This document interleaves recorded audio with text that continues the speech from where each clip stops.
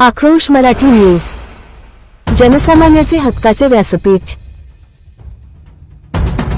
कास बामणोली रस्त्याची दुरवस्था, प्रशासन आणि ठेकेदाराच्या हलगर्जीपणाचा छत्रपती संघटना महाराष्ट्र राज्याकडून जाहीर निषेध।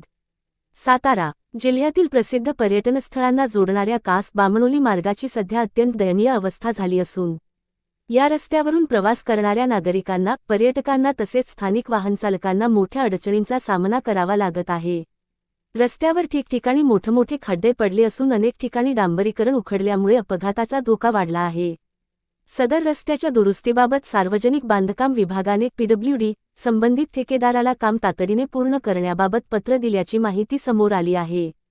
मात्र विभागाच्या सूचनांकडे दुर्लक्ष करून संबंधित ठेकेदाराने अद्याप कोणतीही ठोस कार्यवाही केलेली नसल्याने नागरिकांमध्ये तीव्र नाराजी व्यक्त होत आहे। कास पठार, बामणोली, वासोटा, टापोळा आणि इतर पर्यटनस्थळांकडे जाणाऱ्या हजारो पर्यटकांसाठी हा मार्ग अत्यंत महत्त्वाचा आहे।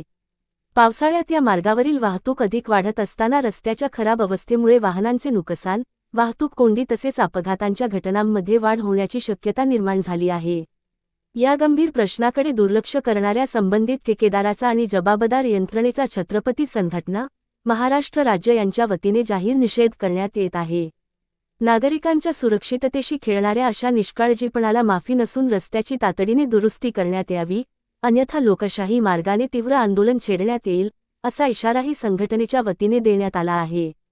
प्रशासनाने या प्रकरणाची गंभीर दखल घेऊन संबंधित ठेकेदारावर कारवाई करावी तसेच कास बामणोली मार्गावरील दुरुस्तीची कामे तात्काळ पूर्ण करून नागरिकांना सुरक्षित आणि सुखा प्रवासाची सुविधा उपलब्ध करून द्यावी, अशी मागणी छत्रपती संघटना महाराष्ट्र राज्य यांनी केली आहे। आक्रोश मराठी न्यूजसाठी प्रतिनिधी मोहन खुडे।